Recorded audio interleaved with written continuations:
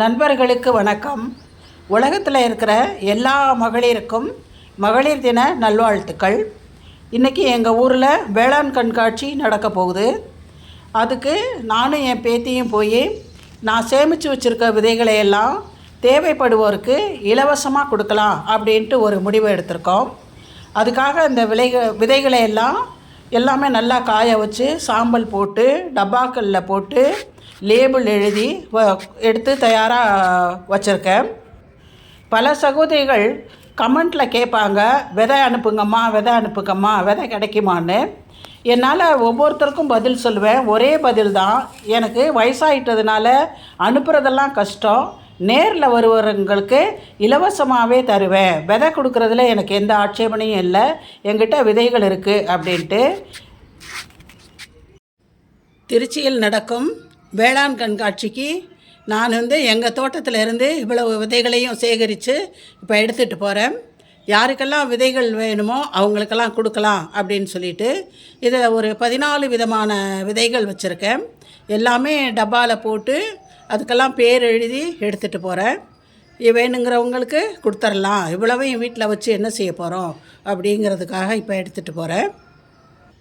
ஒவ்வொரு விதையும் சொல்லணுன்னா சிகப்பு சோளம், மெழுகு பீர்க்கு, பன்னீர் புடலை, ரெட்கார்ன், முள்ளுக்கத்திரி, சிகப்பு வெண்டை, அதுக்கு கீழே இப்படி நிறையா தம்பட்டை அவரை, இங்கே பார்த்திங்கன்னாக்க யானை தந்த வெண்டை, பால் அவரை, மூணார் மிளகாய், இது ஒரு காந்தாரி மிளகாய், இது சன்ஃப்ளவர், பேபிகார்ன், அடுத்து கீழே இருக்கிறது வரி கத்திரிக்காய். இது பார்த்திங்க அப்படின்னா செடி அவரை, இது பால் அவரை, காய் யாருக்கு வேணுமோ அவங்களுக்கு இந்த பால் அவரையை கொடுத்துடலாம்.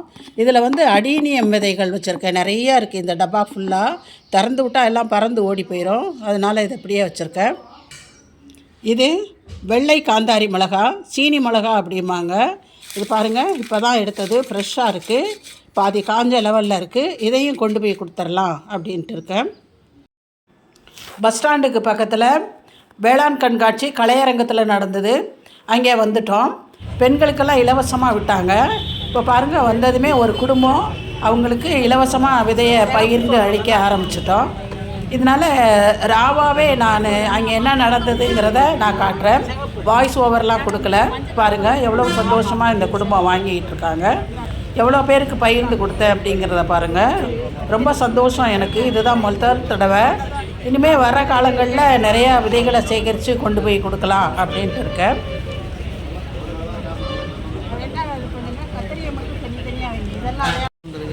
சும்மா இதை போட்டு மண்ணை போட்டு மூடி தண்ணியை தெளிக்க வேண்டியதுதான். ஒரு வாரத்தில்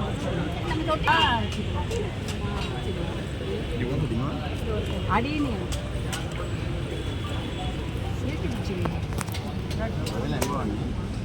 எங்கள் வீட்டு தோட்டத்தில் இருந்து இப்போ எல்லாருக்கும் ஃப்ரீயாக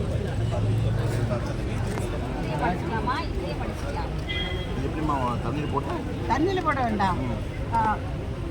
மற்ற விதையெல்லாம் முளைக்க போடுற மாதிரி மண்ணை நல்லா தயார் பண்ணி மண்ணில் போட்டு இதுக்கு மேலேயும் கொஞ்சம் மண்ணை போட்டு தண்ணியை தெளிச்சுக்கிட்டே இருந்தால் நிழல்ல வைங்க. ஒரு வாரத்தில் கன்று செடி வந்துடும். அதான் இவ்வளோ உயரம் வந்தோடனே பெரிய போட்டு வரலாம். இது எப்படிங்க செடி குத்து செடியாக தான் வரும்? ஆமாம், கொடி மாதிரி வரும். குத்து செடியாக வரும். இதில் இப்போ ஃப்ரீயாக எங்கள் வீட்டில் இருந்து ஃப்ரீயாக கொடுக்குறேன். நீங்கள் நன்றி.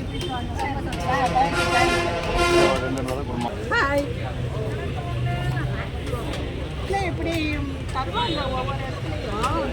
நான் 2 வருஷம் ஆச்சு தோட்டம் ஆரம்பிச்சு. மாடியில் யூடியூப் சேனலும் வச்சுருக்கோம்.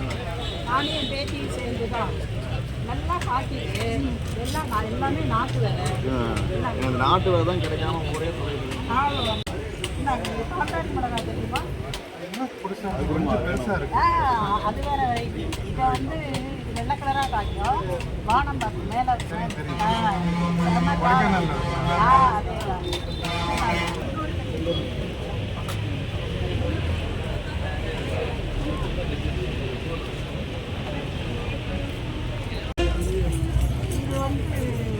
வரி போடலை, பன்னீர் போடலை, புடலங்காயிலே பச்சையாக சோளம்.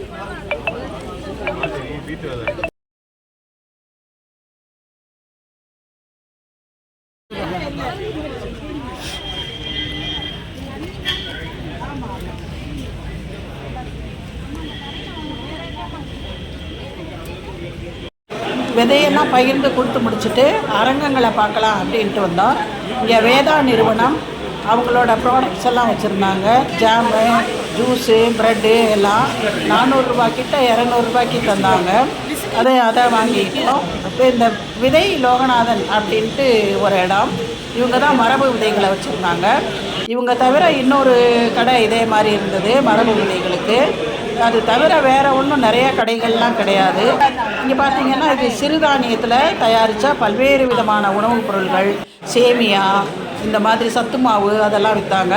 அதில் எல்லாம் நாங்கள் எல்லாத்துலேயுமே பொருட்கள் வாங்கினோம்.